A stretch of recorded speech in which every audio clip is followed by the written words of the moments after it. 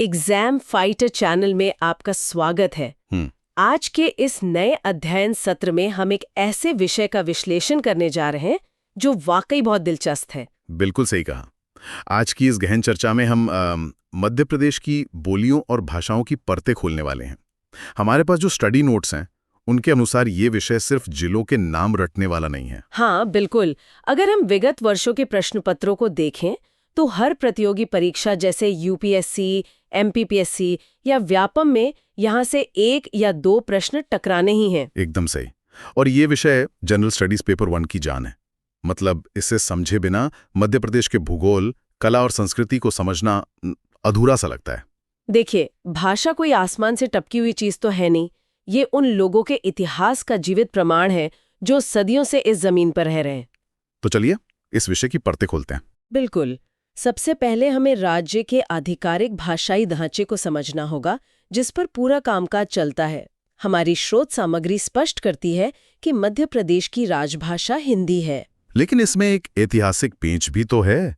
मराठा साम्राज्य के विस्तार और उनके लंबे शासन के कारण उर्दू और मराठी भी यहाँ की प्रमुख क्षेत्रीय भाषाओं में अपनी मजबूत जगह बनाए हुए हैं। हाँ, जब सत्ता बदलती है तो दरबार की भाषा बदलती है और उसका असर आम लोगों पर भी पड़ता है। वैसे पत्राचार के मामले में भी कुछ बहुत ही दिलचस्प नियम है। जी, जैसे राजस्थान, उत्तर प्रदेश और बिहार के साथ सरकारी पत्राचार पूरी तरह हिंदी में होता है, लेकिन जो गैर हिंदी भाषी राज्य हैं उनके साथ राजभाषा अधिनियम 1963 के तहत अंग्रेजी का प्रयोग किया जाता है। ओह अच्छा, ये नियम है। और संविधान की 8वीं अनुसूची में शामिल भाषाओं का आधिकारिक प्रयोग इस पूरे ढांचे को एक कानूनी मान्यता दे देता है। बिल्कुल सही। लेकिन मध्य प्रदेश भारत का दूसरा सबसे बड़ा राज्य है। इतनी विशाल भौगोलिक सीमा में सिर्फ एक भाषा काम नहीं कर सकती। हाँ, इसीलिए तो यहाँ बोलियों को उनके भौगोलिक और ऐतिहासिक उद्भव के आधार पर 3 प्रमुख भाषा परिवारों में बांटा गया है। सही कहा। पहला है हिंद आर्य यानी इंडो आर्यन परिवार, जिसमें हिंदी और उसकी क्षेत्रीय बोलियां आती हैं। दूसरा है द्रविड़ परिवार, जिसमें गोंडी शामिल है। और तीसरा है ऑस्ट्रो एशियाटिक परिवार, जिसका सबसे बड़ा उदाहरण कोरकू है। अगर हम इसे आसान भाषा में समझें तो भाषा परिवारों को एक विशाल पेड़ की अलग अलग जड़ों की तरह देखा जा सकता है। क्या बात है, बहुत सही उपमा है। एक जड़ आर्यों के इतिहास से जुड़ी है तो दूसरी बिल्कुल अलग प्राचीन द्रविड़ या मुंडा संस्कृति से अपना पोषण ले रही है। और यहाँ एक सवाल उठता है कि ये अलग-अलग जड़ें एक ही राज्य में कैसे पनप रही हैं? ये मध्य प्रदेश के विशाल आकार और उसकी भौगोलिक विविधता का सीधा परिणाम है। मतलब घने जंगलों और पहाड़ों ने कुछ भाषाओं को बाहरी प्रभाव से बचाकर रखा। बिल्कुल, हिंदारी भाषाएं मैदानी इलाकों से होते हुए फैली, जबकि जंगलों ने प्राचीन द्रविड़ और मुंडा भाषाओं को एक प्राकृतिक सुरक्षा कवच दे दिया। तो अब इस हिंद आर्य परिवार की सबसे बड़ी शाखा की बात करते हैं, बुंदेली। नोट्स के अनुसार ये मध्य प्रदेश में सबसे बड़े जनसमूह द्वारा बोली जाने वाली बोली है। हाँ, और इसका विकास शौरसेनी अपभ्रंश से हुआ है, जो पश्चिमी हिंदी का भाग है। यहाँ ये अपभ्रंश शब्द बार बार आता है। इसका असल मतलब क्या है? देखिए, भाषा विज्ञान में अपभ्रंश का सीधा सा मतलब है भाषा का बदला हुआ या बिगड़ा हुआ रूप। जब संस्कृत या प्राकृत भाषाएं आम लोगों की बोलचाल में आईं, तो उच्चारण की सुविधा के लिए वे टूटने लगीं। अच्छा, तो मथुरा और शूरसेन के आसपास जो भाषा विकसित हुई उसे शौरसेनी अपभ्रंश कहा गया। बिल्कुल, उसी शौरसेनी से पश्चिमी हिंदी बनी और फिर बुंदेली का जन्म हुआ। और एक बहुत ही ऐतिहासिक तथ्य ये है कि इस बोली को बुंदेली नाम जॉर्ज ग्रियर्सन ने दिया था। जॉर्ज ग्रियर्सन, जो कि एक विदेशी भाषाविद थे। ये सोचना भी कितना दिलचस्प है कि भारत की बोलियों का वर्गीकरण एक औपनिवेशिक विद्वान कर रहा था। वाकई, अगर हम इसके भौगोलिक विस्तार को देखें तो ये मुख्य रूप से सागर, दमोह, टीकमगढ़, निवाड़ी, छतरपुर, पन्ना और जबलपुर के कुछ भागों में बोली जाती है। और सिर्फ क्षेत्रीय नहीं, इसके भीतर भी कई उपबोलियां हैं, जैसे पैवारी, लोधांती, खटोला, भदावरी, कुंदरी और निभट्टा। हाँ, एक ही बोली के भीतर इतनी उपबोलियां होना बताता है कि हर कुछ कोस पर कैसे हमारी भाषा बदल जाती है। इस विशाल बोली को एक व्यवस्थित रूप देने का श्रेय श्री महेश कटारे को जाता है। बिल्कुल, जिन्होंने बुंदेली का प्रथम शब्दकोश तैयार किया। किसी बोली का शब्दकोश बनाना बहुत बड़ा काम है, क्योंकि ये मौखिक परंपरा को एक लिखित और प्रामाणिक ढांचा दे देता है। सही बात है। और बुंदेली की मौखिक परंपरा तो वैसे भी बहुत समृद्ध है। आला उदल की प्रसिद्ध गाथाएं इसी बुंदेली बोली में गाई जाती हैं। बुंदेलखंड का भूगोल हमेशा से दुर्गम और युद्धों से भरा रहा है। शायद इसीलिए बुंदेली में वीर रस का एक अलग ही तेज है, और विवाह या उत्सवों में गाए जाने वाले राई नृत्य की गीत भी तो इसी से जुड़े हैं। हाँ, केशवदास, जगनिक, लाल और पद्माकर जैसे प्रमुख विद्वान इसी बोली की देन हैं। अब बुंदेलखंड से निकलकर पूर्व की तरफ यानी भगेलखंड चलते हैं। यहाँ भगेली बोली जाती है। भगेली का विकास पूर्वी हिंदी से हुआ है और इसकी मातृभाषा अवधी मानी जाती है। इसका उद्भव अर्धमागधी से हुआ है। यहाँ भी एक तकनीकी शब्द आ गया, अर्धमागधी। इसे ऐसे समझें, प्राचीन काल में मगध, जो आज का बिहार है, वहां की भाषा मागधी थी और मथुरा के आसपास शौरसैनी थी। इन दोनों के बीच का जो इलाका था, यानी अवध और बघेलखंड, वहां इन दोनों का मिश्रित रूप पनपा। ओह, तो उस आधे मिले हुए रूप को अर्धमागधी कहा गया। बिल्कुल, और इसी से बघेली का जन्म हुआ। इसे बघेलखंडी, रिमही या रिवई भी कहा जाता है। और ये नाम रीवा रियासत पर शासन करने वाले बघेल राजपूतों के नाम पर पड़ा है। बघेली का जो प्रथम शब्दकोश है वो सीधी जिले के श्रीनिवास शुक्ल द्वारा संकलित किया गया था। अगर क्षेत्रों की बात करें तो ये रीवा, सतना, सीधी, सिंगरौली, शहडोल, उमरिया और अनूपपुर में बोली जाती है।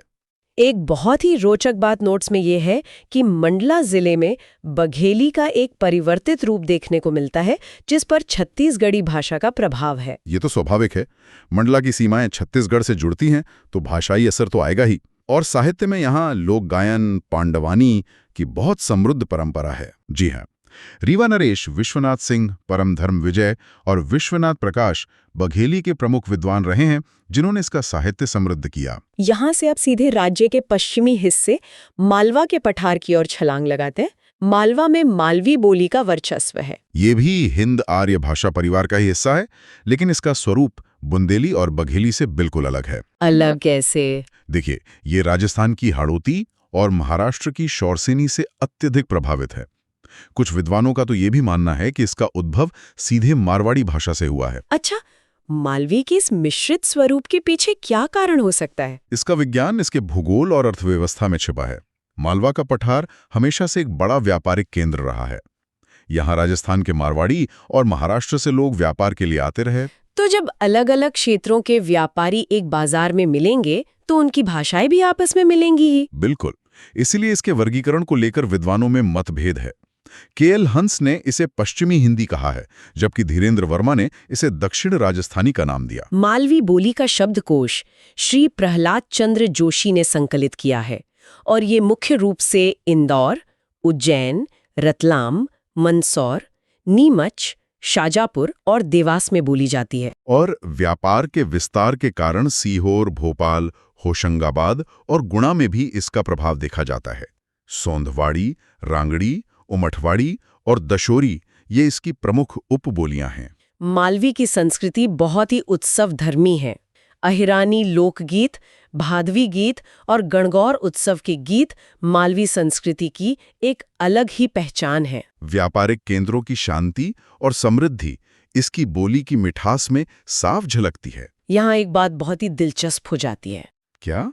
कैसे एक ही राज्य के भीतर एक तरफ बुंदेलखंड के पहाड़ों में आला उदल की वीर रस से भरी गाथाएं गूंज रही हैं, तो दूसरी तरफ मालवा के समतल पठारों पर व्यापारिक केंद्रों की शांत और उत्सव मनाने वाली संस्कृति मालवी गीतों में ढल रही है। ये बात तो है। भाषा सिर्फ संवाद का जरिया नहीं है, ये उस क्षेत्र के लोगों के जीने का तरीका है। बिल्कुल। और इसी जीने के तरीके को और गहराई से समझने के लिए हमें बड़े पठारों से निकलकर मध्य प्रदेश के दक्षिणी और उत्तरी सिरों यानी सीमांत क्षेत्रों की बोलियों की ओर बढ़ना होगा। हाँ, जहाँ अन्य राज्यों की भाषाओं का सीधा मिश्रण दिखता है। इसमें सबसे पहले आती है निमाड़ी। निमाड़ी का विकास भी शौरसेनी अपभ्रंश से हुआ है, लेकिन इस पर मालवी, गुजराती, मारवाड़ी और मराठी भाषा का स्पष्ट प्रभाव है। यहाँ सबसे हैरान करने वाली बात यह है कि विदेशी विद्वान जॉर्ज ग्रियर्सन ने इसे दक्षिणी हिंदी का नाम दिया। ऐसा क्यों? ग्रियर्सन का ये नामकरण कोई तुक्का नहीं था।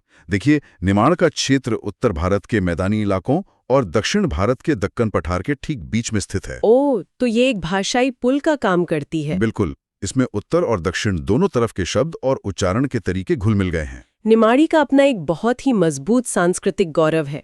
ये इतनी महत्वपूर्ण है कि प्रतिवर्ष 19 सितंबर को निमाड़ी दिवस के रूप में मनाया जाता है। और डॉक्टर श्रीराम परिहार ने निमाड़ी साहित्य का इतिहास नामक पूरी एक प्रामाणिक पुस्तक भी लिखी है। यह बोली मुख्य रूप से निमाड़ क्षेत्र में बोली जाती है।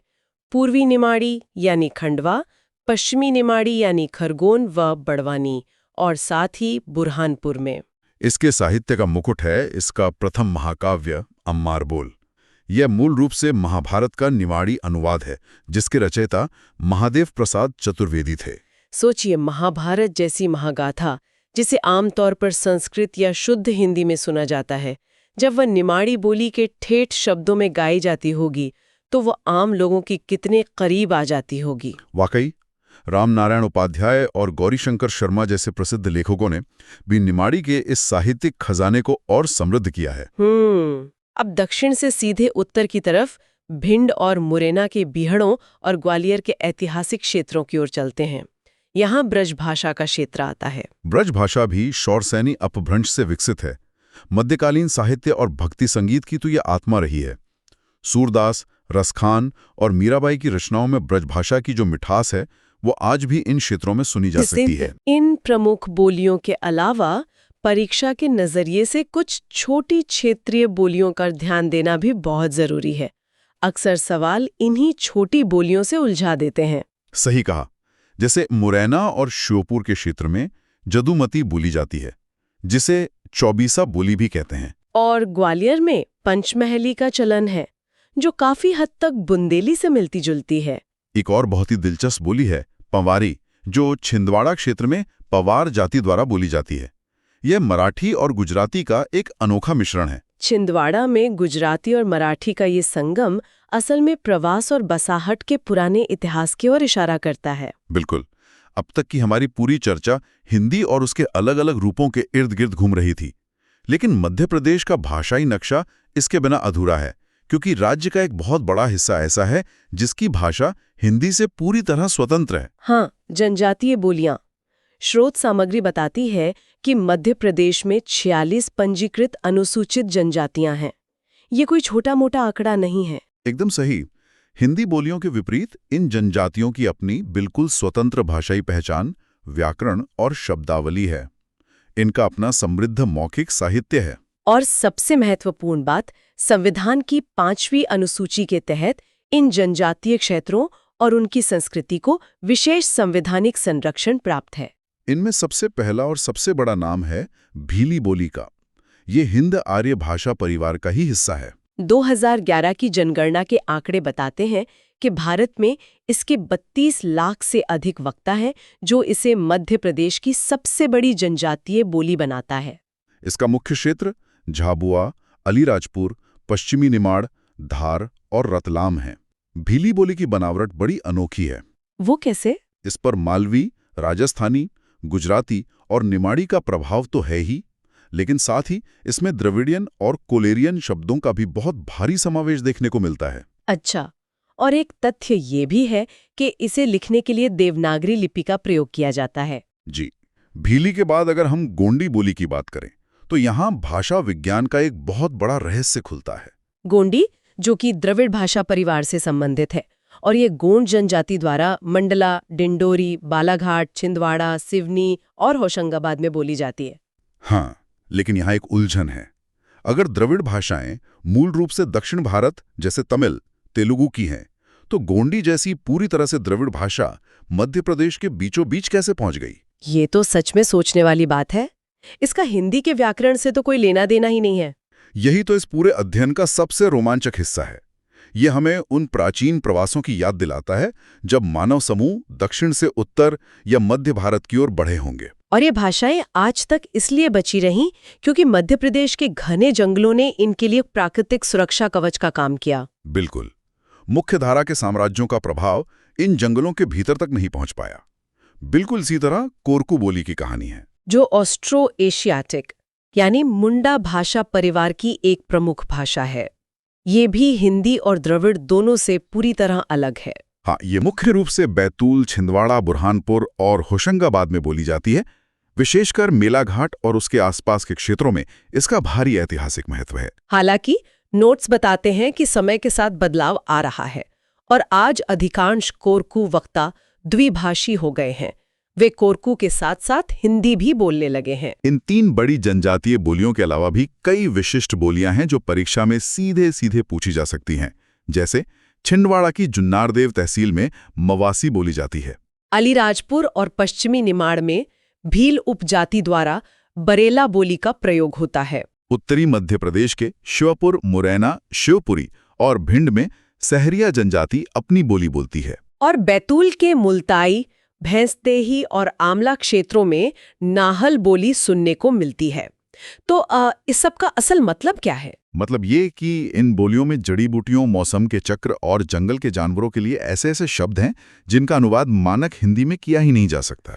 अब हम इस अध्ययन सत्र के अंतिम और सबसे महत्वपूर्ण पड़ाव पर आते हैं। इन अनमोल बोलियों का भविष्य, संवैधानिक प्रावधान और परीक्षा के लिए एक त्वरित पुनरीक्षण। देखिए, आज की सबसे बड़ी चुनौती मानकीकरण और बढ़ता शहरीकरण है। जब रोजगार के लिए लोग शहरों की तरफ आते हैं तो वो मानक हिंदी अपना लेते हैं और अपनी मातृबोली का प्रयोग कम कर देते हैं। लेकिन इसके संरक्षण के गंभीर प्रयास भी हो रहे हैं। मध्य प्रदेश संस्कृति परिषद लोक साहित्य को बचाने के लिए काम कर रही है और अकादमिक स्तर पर उज्जैन का विक्रम विश्वविद्यालय और जबलपुर का रानी दुर्गावती विश्वविद्यालय इन बोलियों के भाषा विज्ञान पर शोध कर रहे हैं। मौखिक परंपराओं को ऑडियो वीडियो फॉर्मेट में दस्तावेजीकरण किया जा रहा है। अगर हम परीक्षा के दृष्टिकोण से संवैधानिक पहलुओं को देखें तो संविधान का अनुच्छेद 345 स्पष्ट रूप से हिंदी को मध्य प्रदेश की राजभाषा घोषित करता है। इसका मतलब यह है कि प्रशासन और न्यायालय में केवल मानक हिंदी या अंग्रेजी का ही प्रयोग होगा। यहाँ एक भ्रम को दूर करना बहुत जरूरी है। कौन सा भ्रम? कई बार सवाल आता है कि क्या बुंदेली या मालवी को 8वीं अनुसूची में मान्यता प्राप्त है? इसका उत्तर है नहीं। मध्य प्रदेश की किसी भी क्षेत्रीय बोली को 8वीं अनुसूची में स्वतंत्र भाषा का दर्जा प्राप्त नहीं है। लेकिन अनुच्छेद 29 भाषाई अल्पसंख्यकों को अपनी भाषा और लिपि को संरक्षित करने का मौलिक अधिकार जरूर देता है। यह अनुच्छेद जनजातीय बोलियों के संरक्षण का सबसे बड़ा कानूनी आधार है। बिल्कुल। चलिए अब परीक्षा के लिए एक अंतिम और तेज पुनरीक्षण करते हैं, जहां से सीधे बुलेट पॉइंट्स में सवाल बनते हैं। दक्षिणी हिंदी यानी निमाड़ी और बुंदेली, ये नामकरण किसने किया? विदेशी भाषाविद जॉर्ज ग्रियर्सन ने। कोरकू ऑस्ट्रो एशियाटिक परिवार से है और गोंडी द्रविडियन परिवार से है। ये दोनों हिंदी का हिस्सा नहीं है। निमाड़ी दिवस की तारीख क्या है? 19 सितंबर। मालवी का उद्भव किस प्रभाव से हुआ है? शौरसेनी और राजस्थानी प्रभाव से। बघेली का उद्भव किस प्राचीन रूप से हुआ है? अर्धमागधी से। और मध्य प्रदेश में सबसे ज्यादा बोली जाने वाली जनजातीय बोली कौन सी है? भैली, जिसके 2011 के अनुसार 32 लाख से ज्यादा वक्ता हैं। ये बुलेट पॉइंट्स परीक्षा से ठीक पहले के रिवीजन के लिए अचूक हथियार हैं। इस पूरी चर्चा ने यह साबित कर दिया है कि बोलियां केवल व्याकरण के नियम नहीं हैं। बिल्कुल नहीं। वे रियासतों के उतार चढ़ाव, व्यापारियों के सफर और आदिवासियों के घने जंगलों में छिपे इतिहास का दस्तावेज हैं। और इसी मोड़ पर एक बहुत ही वैचारिक और गंभीर प्रश्न उभर कर आता है। वो क्या? अनुच्छेद 29 कानूनी संरक्षण तो देता है, विश्वविद्यालय शोध भी कर रहे हैं, लेकिन क्या ये प्रयास इन अनमोल बोलियों को शहरीकरण और मानक हिंदी के बढ़ते सांस्कृतिक दबाव से पूरी तरह बचा पाएंगे? क्या भविष्य में ये बोलियां सिर्फ शब्दकोशों में कैद होकर रह जाएंगी या वे अपना स्वरूप बदलकर हमारे बीच जीवित रहेंगी? यही वो सवाल है जिस पर हर उस व्यक्ति को गंभीरता से सोचने की जरूरत है जो अपनी संस्कृति से जुड़ाव महसूस करता है। ये वाकई एक गहरा विचार है। आज के इस विश्लेषणात्मक अध्ययन सत्र में जुड़ने के लिए और मध्य प्रदेश की भाषाई विविधता की इन जटिल परतों को गहराई से समझने के लिए बहुत बहुत धन्यवाद। आपका भी धन्यवाद। चैनल को लाइक और सब्सक्राइब जरूर करें और हमारे साथ अपनी तैयारी करते रहें। धन्यवाद।